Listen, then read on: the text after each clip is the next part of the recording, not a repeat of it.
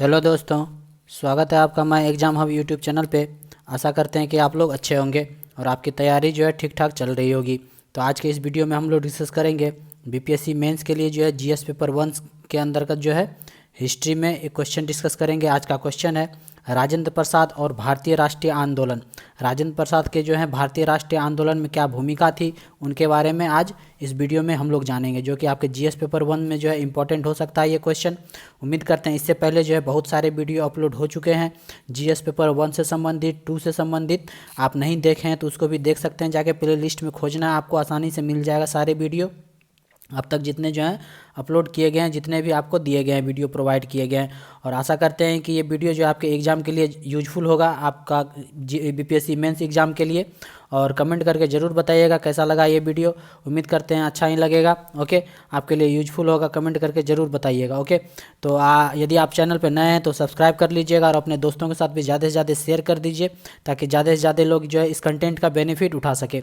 और इस वीडियो से संबंधित आपको पीडीएफ चाहिए तो माय एग्ज़ाम हब के नाम से टेलीग्राम चैनल है, आप उसको ज्वाइन कर सकते हैं। वहाँ पे जो है आपको पीडीएफ प्रोवाइड कर दिया जाएगा। ओके, ताकि आप जो पीडीएफ से भी पढ़ सकते हैं। चलिए देखते हैं आज का ये क्वेश्चन का आंसर क्या होगा। Doctor Rajendra Prasad and Indian national movement के बारे में जानेंगे। डॉक्टर राजेंद्र प्रसाद स्वतंत्र भारत के पहले राष्ट्रपति थे। ये तो आपको पता ही होगा कि डॉक्टर राजेंद्र प्रसाद जो है वो स्वतंत्र भारत के पहले राष्ट्रपति थे।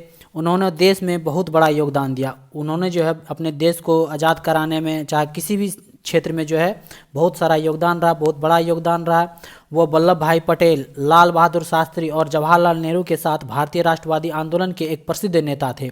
किसके किसके साथ?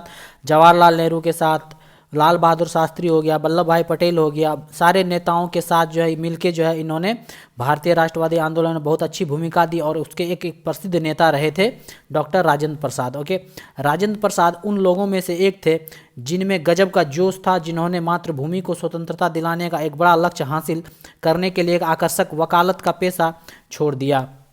इन्होंने क्या किया? इन्होंने जोश था, जज्बा था पूरा कि अपनी जो मातृभूमि है, अपने देश को जो है वो स्वतंत्रता दिला के रखना है। ओके, इसके कारण जो है अपना वकालत भी छोड़ दिया था।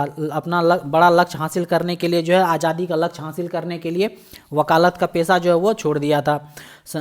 उन्होंने संविधान सभा में स्वतंत्रता के बाद नवजात राष्ट्र के संविधान को बनाने का संकल्प लिया।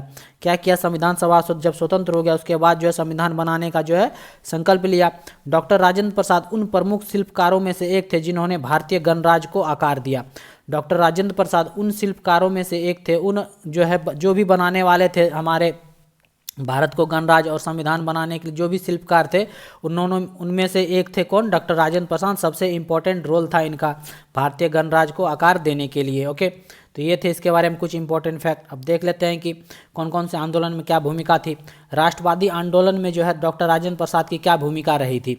डॉक्टर राजेंद्र प्रसाद ने धीरे धीरे राजनीतिक क्षेत्र में प्रवेश किया। वह 1906 में भारतीय राष्ट्रीय कांग्रेस के कलकत्ता सत्र के एक स्वयं सेवक थे। क्या थे?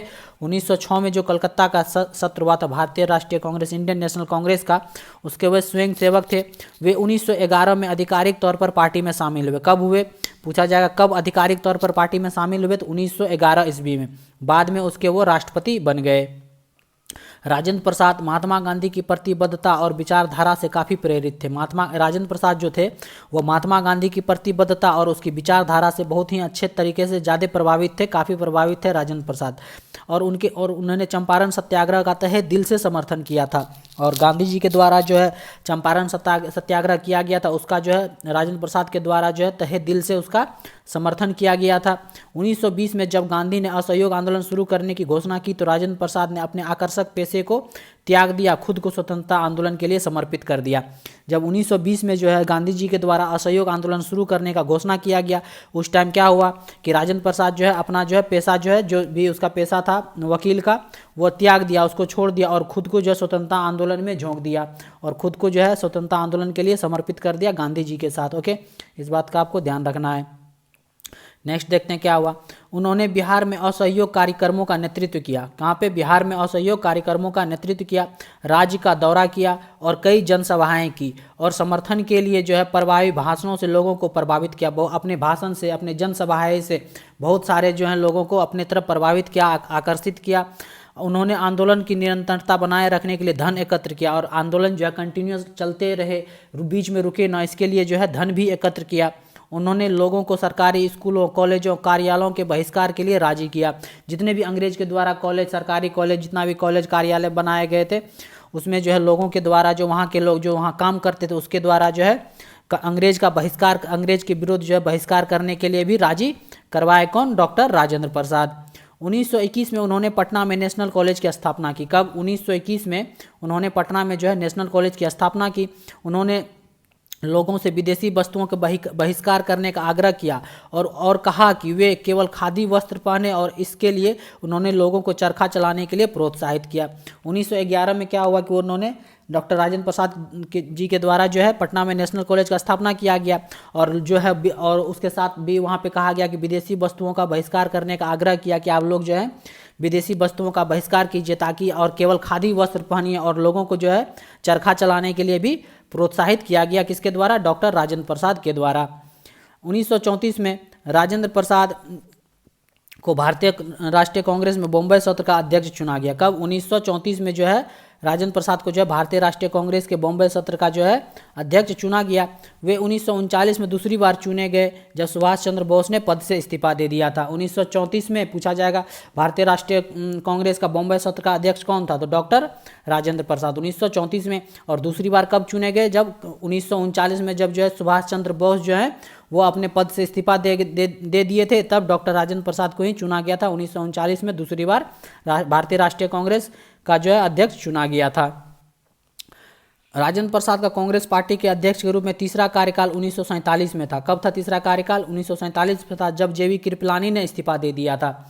मतलब कि 3 बार कुल रूप से जो है इंडियन नेशनल कांग्रेस, भारतीय राष्ट्रीय कांग्रेस के पद पे, जो अध्यक्ष के पद पे ये कार्यरत रहे। कब? 1934 में, 1939 में, और तीसरा जो है 1947 में, जब जेवी कृपलानी जी जो ने इस्तीफा दे दिया था। तो ये थे कुछ आंदोलन के फैक्ट इंपॉर्टेंट। अब देखते हैं भारत छोड़ो आंदोलन में क्या भूमिका थी डॉक्टर राजेंद्र प्रसाद के।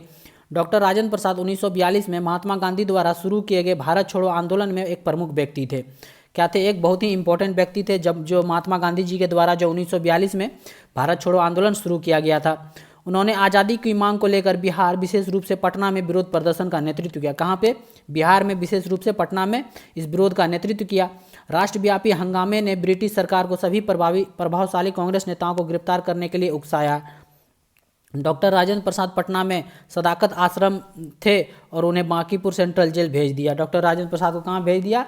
बांकीपुर सेंट्रल जेल में भेज दिया गया, जहां उन्हें 3 साल की कैद की सजा हुई। कितना? 3 साल की। बाद में उन्हें 15 जून 1945 को रिहा कर दिया गया। उसके बाद 3 साल जेल में रहने के बाद जो है 1945 में जो अंग्रेज के द्वारा रिहा कर दिया गया। वही जो आंदोलन करने के कारण जो है, उकसाने के, भड़काने के कारण जो है उसको कहाँ पे अरेस्ट कर लिया गया था? बांकीपुर सेंट्रल जेल में भेज दिया गया था। 3 साल कैद की सजा हुई और 15 जून 1945 को रिहा हुआ। और उसके बाद जो है राजेंद्र प्रसाद ने अपना जीवन सरल गांधीवादी तरीके से जिया। उसके बाद जो है पूरा गांधीवादी तरीके से जीने लग गया, वो ज़्यादा इधर उधर नहीं करे। और स्वतंत्रता से पहले राष्ट्रपति बने ये स्वतंत्र भारत के पहले राष्ट्रपति बने। कौन? डॉक्टर राजेंद्र प्रसाद। उसके बारे में देखते हैं। राजेंद्र प्रसाद को 1946 में जवाहरलाल नेहरू के नेतृत्व वाली अंतरिम सरकार में खाद्य और कृषि मंत्री के रूप में चुना गया। ये भी क्वेश्चन ऑब्जेक्टिव के रूप में भी पूछा जाता है कि जवाहरलाल नेहरू के नेतृत्व में जो भी सरकार का अंतरिम सरकार बना था, उसका खाद्य और कृषि मंत्री के रूप में किसे चुना गया था? तो याद रखना आपको, डॉक्टर राजेंद्र प्रसाद। कब हुआ था? 1946 में। उन्हें जल्द ही 11 दिसंबर 1946 को संविधान सभा का अध्यक्ष चुना गया। उसके बाद जल्द ही जो है 11 दिसंबर 1946 को संविधान सभा का अध्यक्ष चुन लिया गया। राजेंद्र प्रसाद ने 1946 से 1949 तक संविधान सभा की अध्यक्षता की और भारत के संविधान को बनाने में बहुत ही इंपॉर्टेंट, बहुत ही महत्वपूर्ण रोल अदा किया गया। किसके द्वारा? डॉक्टर राजेंद्र प्रसाद के द्वारा। 26 जनवरी 1950 को भारतीय गणतंत्र अस्तित्व में आया। कब? 26 जनवरी 1950 को। और उन्हें देश के पहले राष्ट्रपति के रूप में चुना गया। देश का पहला राष्ट्रपति किसे चुना गया? तो डॉक्टर राजेंद्र प्रसाद के रूप में। भारत के राष्ट्रपति के रूप में उन्होंने राजनीतिक रूप से तटस्थ रहकर अपने कर्तव्यों का पालन किया। उन्होंने भारत के राष्ट्रपति और जाली राजनयिक संबंधों के रूप में कई देशों का दौरा किया। वे 1952 से 57 में लगातार 2 बार राष्ट्रपति चुने गए। ओके। और 1962 में डॉक्टर राजेंद्र प्रसाद को राष्ट्र के लिए राजनीतिक और सामाजिक योगदान के लिए भारत के जो है सर्वोच्च नागरिक पुरस्कार भारत रत्न से सम्मानित किया गया। किसको? डॉक्टर राजेंद्र प्रसाद को। तो ये सारे बहुत सारे इंपॉर्टेंट भूमिकाएं थी डॉक्टर राजेंद्र प्रसाद का भारत छोड़ो आंदोलन में, राष्ट्रवादी आंदोलन में, और वो भारत के प्रथम राष्ट्रपति रहे और संविधान सभा का अध्यक्ष भी रहे, इंडियन नेशनल कांग्रेस का भी अध्यक्ष रहे। ये सारे इंपॉर्टेंट फैक्ट थे राजेंद्र प्रसाद के बारे में और उसके राष्ट्रीय आंदोलन के बारे में। उम्मीद करते हैं ये वीडियो जो है आपके एग्जाम के दृष्टिकोण से हेल्पफुल यूजफुल होगा, बहुत ही इंपॉर्टेंट होगा।